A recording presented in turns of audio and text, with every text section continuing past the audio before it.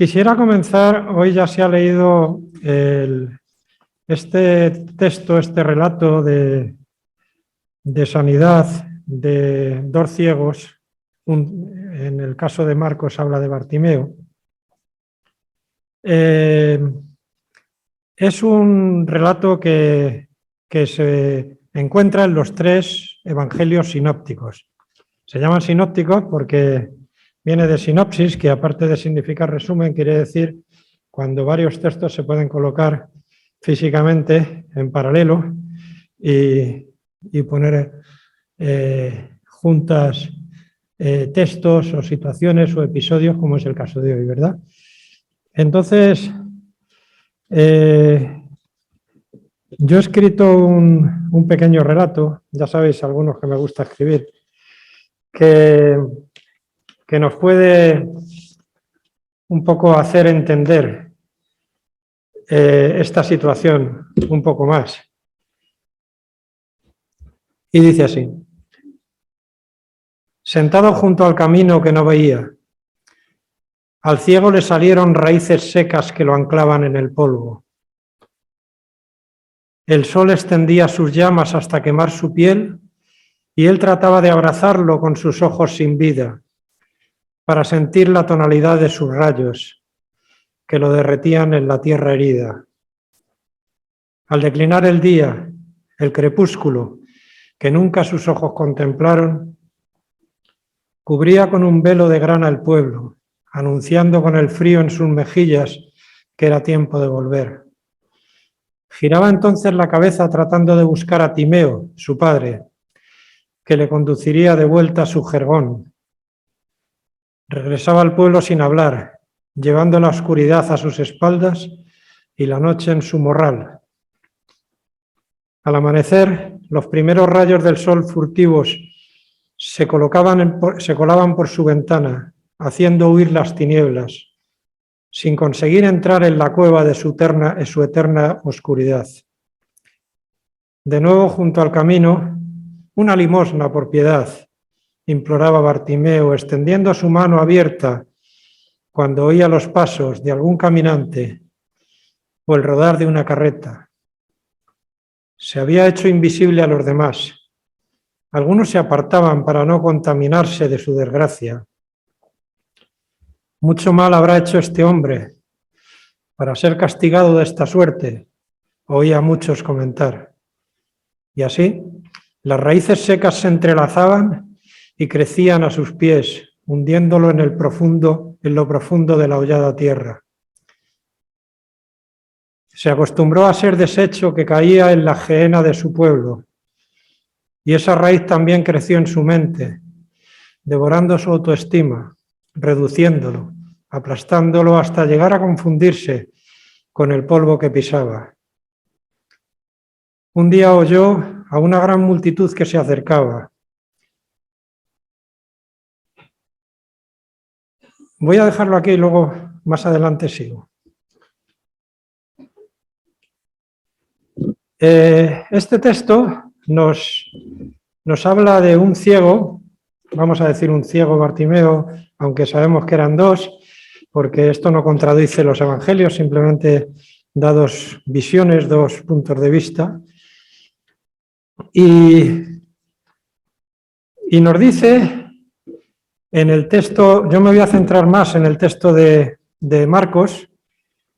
Entonces vinieron a Jericó y al salir de Jericó, él y sus discípulos y una gran multitud. Jericó, la ciudad de las palmeras, en hebreo. Bueno, en hebreo era la ciudad de la luna, la ciudad de las palmeras lo dijeron después porque era prácticamente un valle fértil, situada en la llanura del Jordán. Estaba a 7 kilómetros al oeste del Jordán. Y curiosamente, una llanura que estaba en una zona que saliendo de ella era desierto, pero que era famosa por sus palmeras de dátiles, sus productos de miel, aceite y especias aromáticas. gracias a su clima benigno en invierno. Herodes eligió este valle para residencia de invierno. Entonces había una antigua Jericó, prácticamente en ruinas, y otra nueva Jericó, que es la que había edificado Herodes en el siglo I antes de Cristo, Herodes el Grande. Y estaba a unos 1,5 kilómetros o 2 de la otra. Y curiosamente estaba, vamos a decir un dato que seguro que Ángel Corros, yo estoy hablando de cosas que no he visto, ¿verdad? Ángel sí las ha visto, ha tenido ese privilegio.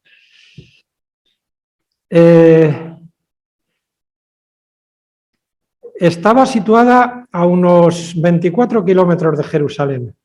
Para que nos hagamos una idea, desde Alcalá de Henares hasta Guadalajara hay unos 28 kilómetros. Pues es como un poquito menos, ¿verdad? En un día de camino se hacía. También hay que pensar que venía una multitud, dice el texto. ¿Y dónde iba esa multitud? Esa multitud iban a celebrar una de las 3 fiestas que los judíos celebraban cada año, y era la fiesta de la Pascua. Y esa multitud iban caminando, quizá alguno fuera con alguna acémila o algún carro, no lo sé, pero muchos iban caminando. Y en el caso de Jesús se puede inferir que iba con sus discípulos y con la gente que le seguía caminando. Ahora imaginemos lo que es ir desde aquí hasta Guadalajara, un poquito menos. Es un buen paseo. Pero ahora imagínate que tienes que superar un desnivel de 1000 metros, porque Jericó estaba a 250 metros bajo el nivel del mar, mientras que Jerusalén estaba a 750 metros sobre el nivel del mar. Era una subida importante. Yo me quedo por el camino, yo no subo. O pararía un burro taxi o algo para que me llevara hasta allí. Pero, madre mía, qué subida. Y venían de lejos. Y ahora algunos se preguntará, ¿iban todos con Jesús? Pues sí, algunos iban con Jesús, pero otros iban por su cuenta, porque iban a la fiesta de la Pascua a Jerusalén. Y cuando uno va a una fiesta, lleva mucha alegría, alborozo. Iban por el camino.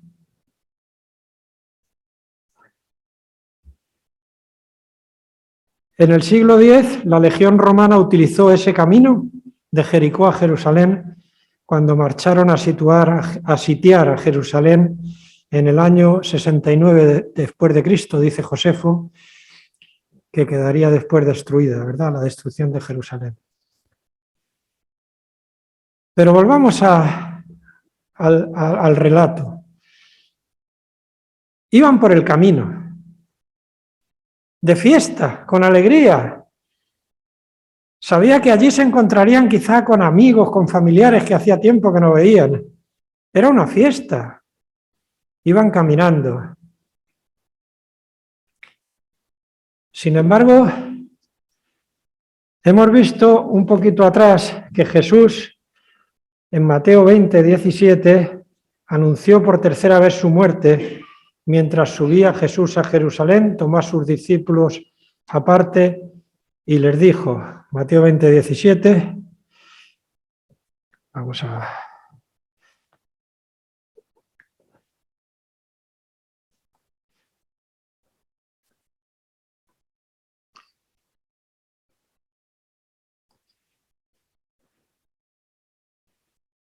Subiendo Jesús a Jerusalén, tomó a sus 12 discípulos aparte en el camino y les dijo, he aquí subimos a Jerusalén, y tanto que subían.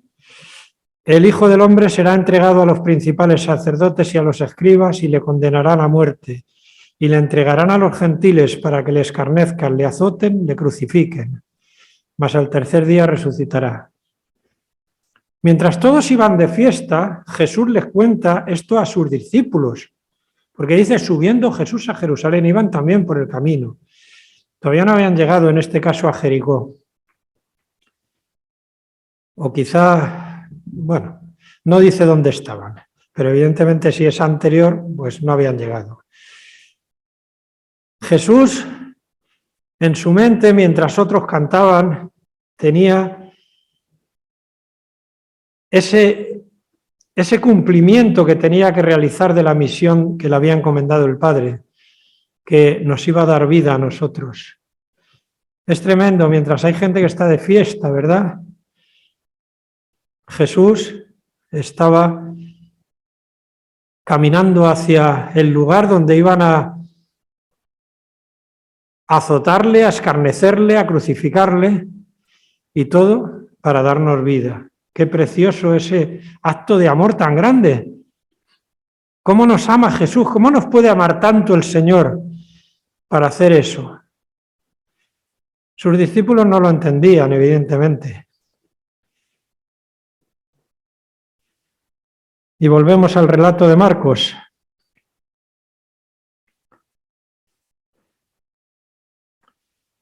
Bueno, en el relato de Marcos también está el anuncio de la muerte, ¿eh? No hacía falta haber vuelto atrás. Pero bueno. Y aquí encontramos algo importante. Iban por el camino y de repente aparece Bartimeo que no está andando, no está caminando por el camino.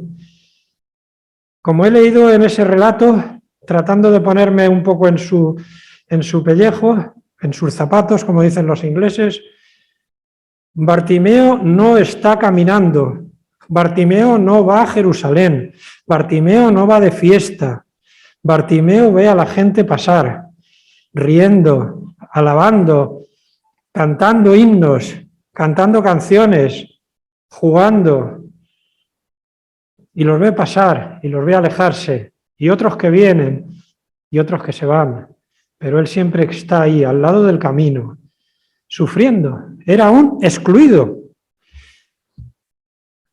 Era un excluido. ¿Y por qué no podía ir Bartimeo a Jerusalén? Le podían haber llevado. Podía haber cogido a su padre Timeo y haberlo llevado, agarrado de la mano, del brazo, y lo hubiera llevado hasta Jerusalén. Pues bien, porque era ciego. Y lamentablemente había un dicho, un pensamiento en aquella época entre los judíos, y era que la idea de la ceguera se podría deber al pecado del ciego o al de sus padres. Es tremendo, ¿verdad? Cuando vamos a leer un pasaje en Juan 9, del 1, un poquito más adelante, del 1 en adelante, Juan 9, que dice así. No es el mío, pero le voy a poner el silencio, no vaya a ser que me suene a mí también.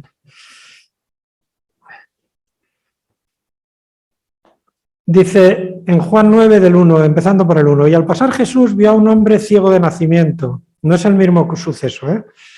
Y le preguntaron sus discípulos, Rabí, ¿quién pecó, este o sus padres, para que haya nacido ciego? Pregunta, ¿quién le hace esa pregunta a Jesús? ¿Se lo hacen los fariseos, los escribas, que siempre estaban intentando pillarle con malas intenciones? No, se la hacen sus discípulos. Porque hasta sus discípulos había calado esa idea de que la ceguera era una consecuencia del pecado. Si leemos el libro de Job, a Job sus discípulos lo acusaron de que todo lo que le pasaba era consecuencia de sus iniquidades. Es tremendo. Después de que uno está sufriendo, encima le acusan de que por tu maldad. Aquí en este caso, a un ciego de nacimiento, y los discípulos le dicen quién pecó. A Jesús le preguntan, ¿este o sus padres? Pero vamos a ver, si ha nacido ciego, ¿cómo va a pecar él? Y es que había también, no sé, en ese de tanta tradición que invalidaba la ley del Señor, que está basada en el amor de Dios, había quien creía que hasta se podía pecar estando en el vientre de la madre. Puede ser que a lo mejor los discípulos no supieran que era ciego de nacimiento, puede ser, no lo sé. Pero, ¿quién pecó, este o sus padres? Pero bueno, vas.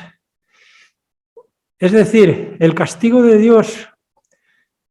Y esta idea, fijaos, hermanos, que los que ya somos mayores, los que ya, más que mayores, los que ya somos muy mayores, cuando nos trasladamos a nuestra niñez, y a los que son de mi edad o por ahí, me gustaría planteárselo, no era normal escuchar, Dios te va a castigar, María de la O, qué desgraciadita gitana, ¿verdad? Castigo de Dios, que por tu culpita, ¿verdad? Todo eso estaba en la tradición. En España vivíamos también una tradición y era el castigo directo de Dios sobre la persona. Vamos a ver. Dios puede castigar, por supuesto, a una persona por sus pecados, pero lo que no podemos decir es que toda enfermedad, cualquier enfermedad, sea consecuencia de los pecados de una persona. Cuando Dios creó al hombre en el Edén, no había enfermedad y no había muerte, no había sufrimiento, no había dolor. Y en la palabra de Dios podemos leer que cuando estemos en el cielo tampoco habrá dolor, no habrá sufrimiento, no habrá muerte, pero entre medias estamos nosotros. Y es verdad que la enfermedad y la muerte y el dolor vinieron por causa del pecado, pero no por causa de un pecado que yo esté cometiendo. O sea, yo si estoy enfermo ahora, es terrible que yo tengo 4 tornillos en la columna, en la espalda, que alguien me viniera a decir que algo, que qué iniquidades habré hecho para que yo esté así. Tremendo. Sobre todo porque cuando alguien está diciendo eso es sin misericordia. No está pensando en el sufrimiento y en el dolor de la persona. Está juzgándolo, está condenándolo. Jesús dijo, yo no he venido a condenar al mundo, sino para que el mundo sea salvo por él.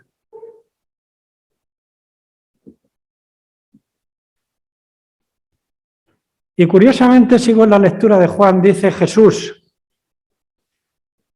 no es que pecó este ni sus padres, sino para que las obras de Dios se manifiesten en él. Y es precioso ver cómo en medio del sufrimiento y del dolor, el Señor también puede glorificarse, como es en este caso, sea con sanidad, sea porque la persona glorifica a Dios en medio de su situación, como el apóstol Pablo, ¿verdad? El apóstol Pablo dice que tenía un aguijón en la carne, tenía una enfermedad, pero él glorificaba a Dios en medio de todo.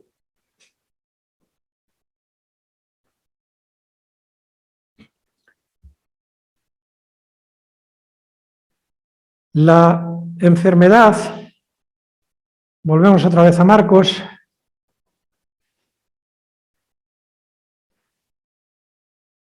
y aquel ciego estaba allí, no podía ir a Jerusalén, porque era considerado un pecador,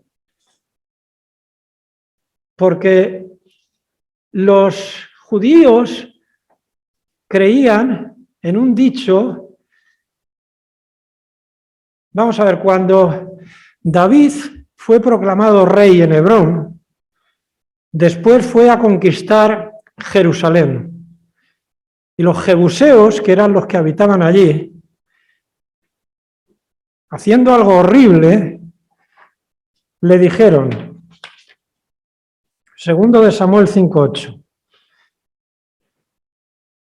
Y digo segundo porque es un libro, no es una carta. 5:8.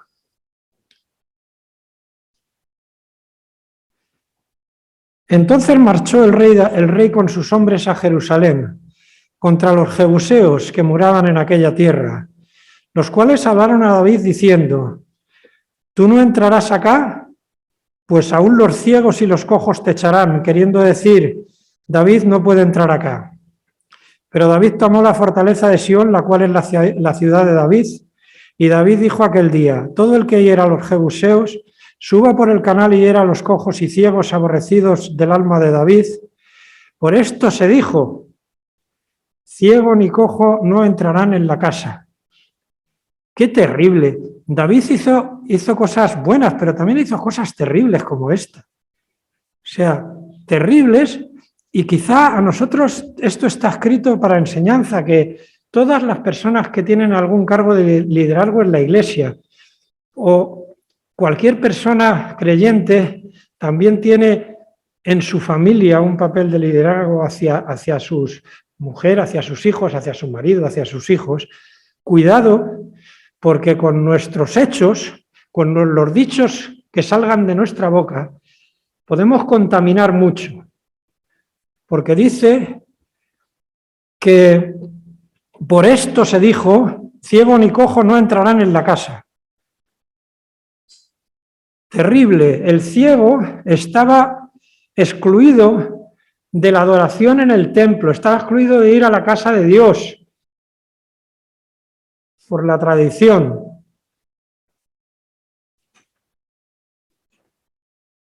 Jesús dijo a los fariseos: hipócritas, ciegos, guías de ciegos, enseñando como doctrina mandamientos de hombres.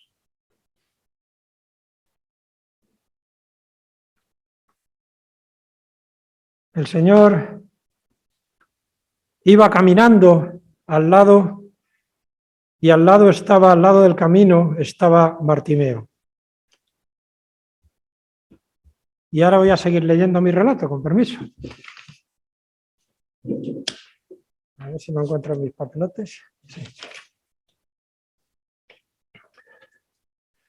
Un día oyó a una gran multitud que se acercaba. Se levantó e inquirió de los primeros que pasaban el motivo de tanto alborozo.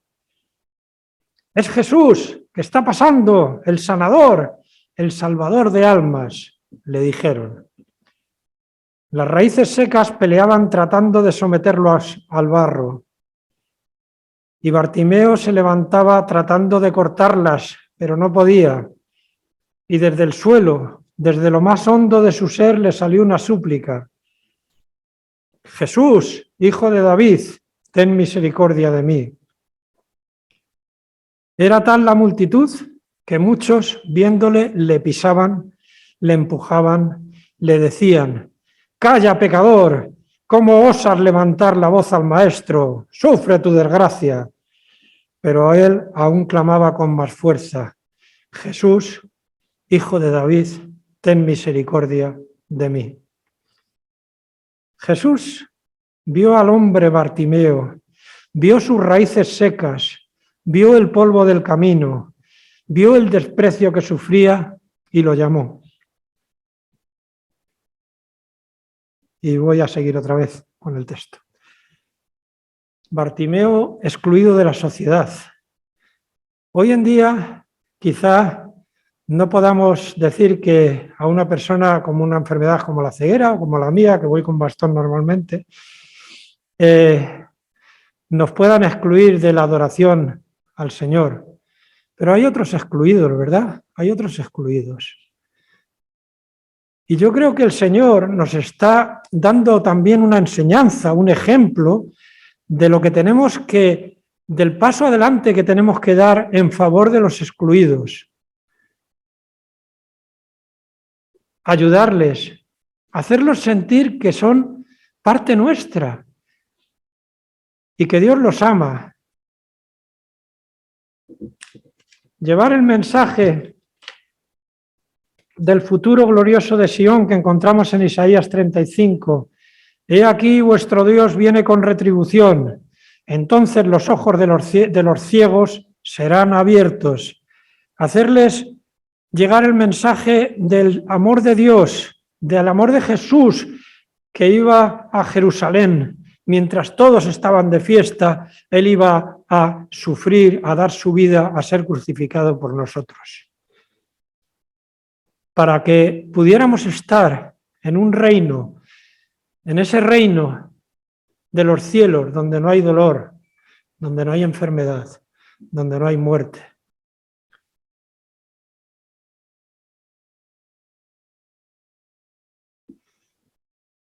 Y como decía, volviendo al texto de Marcos otra vez, Marcos 10,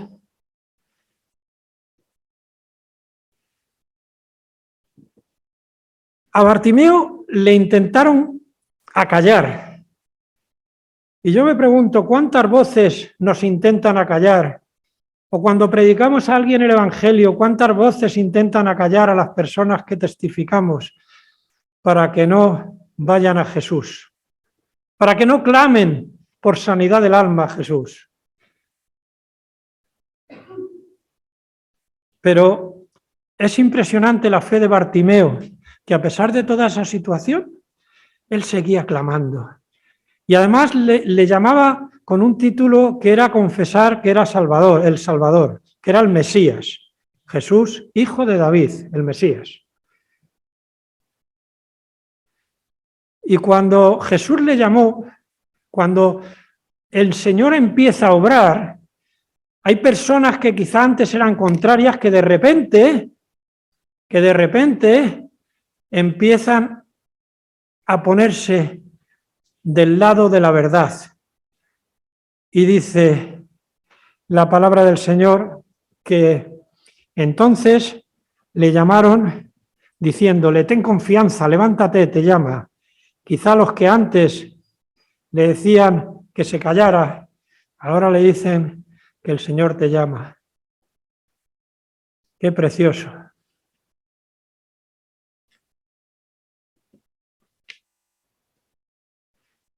Y sigo con el relato que he escrito. Jesús vio al hombre Bartimeo, vio sus raíces secas, vio el polvo del camino, vio el desprecio que sufría y lo llamó.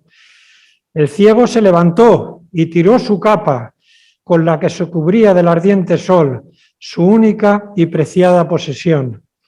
Y fue a la luz que lo llamaba. Jesús le preguntó, ¿qué quieres que te haga?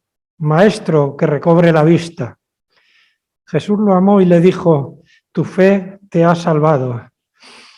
Entonces sintió que las raíces secas se soltaban, que el polvo caía de sus ojos, que salía de la voraz gehenna. Entonces empezó a ver el cielo azul, el verde de los árboles, el color del sol que ahora le acariciaba. Y miró a Jesús y pudo decir, como exclamara Simeón cuando tomó al niño en sus brazos, despide a tu siervo en paz, porque han visto mis ojos tu salvación. Y vuelvo otra vez al texto, y me llama mucho la atención que Jesús le dijo, vete, tu fe te ha salvado. Me gusta más, cuando lees varias versiones, te enriquece. En la New International Version del inglés dice go. Y los ingleses cuando dicen go, significa marcha. Es decir, no le estaba diciendo vete, déjame tranquilo, no. Estaba diciendo go. Estaba diciendo, ya no estás al lado del camino, ya no estás postrado, ya no estás mendigando. Ahora tienes el tesoro. Ve y camina por el camino. Y dice la palabra del Señor que enseguida recobró la vista y seguía a Jesús en el camino. Ahora ya sí iba a Jerusalén, pero nada menos que iba con el Rey de Reyes. Iba con el Señor del templo.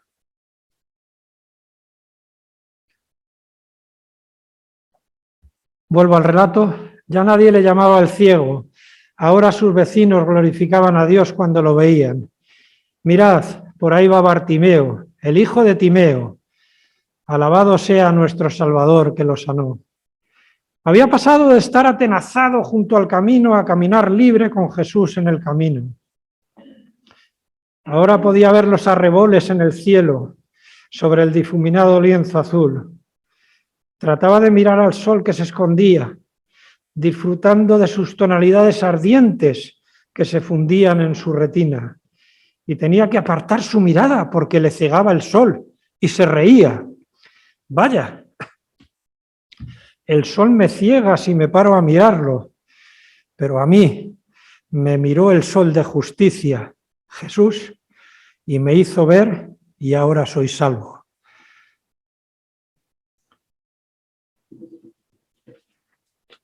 Termino con un repaso de las enseñanzas que yo he ido tomando nota, como hace Vicente, de este texto. Seguro que vosotros tenéis muchas más que sacar. Número 1. Bueno, no están en orden de más importante. Si Jesús tuvo piedad de los excluidos, de los marginados, nosotros tenemos que seguir su ejemplo. 2. Bartimeo nos dio ejemplo de fe. Clamó a Jesús para que lo sanara, y a pesar de que el mundo le mandaba callar, él clamó al Señor aún más fuerte. 3.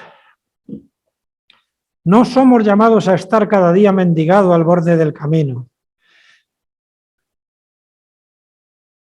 mendigando migajas. No somos llamados a eso. Ni tampoco mendigando migajas de bendición. Somos llamados a estar, a seguirle en el camino por fe, glorificando a Dios, como dice el pasaje de Lucas 18:43, el paralelo. Acuérdate de eso. Go, marcha con Jesús. Número 4. Nuestro testimonio llevará a los que no conocen a Cristo a alabar a Dios, porque eso es lo que ocurrió en Lucas 18:43. Esto es también interesante ir a este texto, que no lo hemos leído nada de él. Lucas 18:43.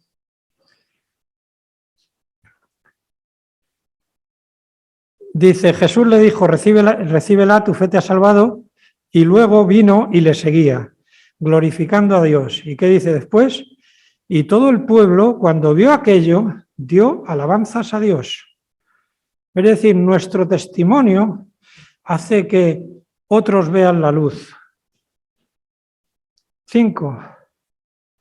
Jesús es la luz del mundo. El que le sigue no andará en tinieblas, sino que tendrá la luz de la vida.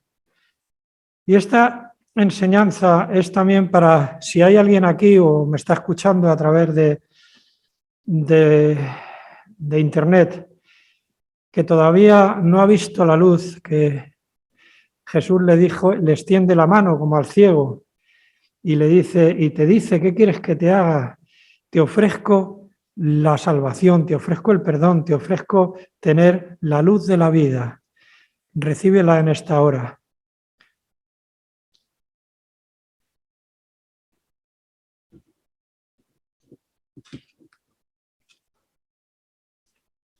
Hermanos, este es un texto precioso que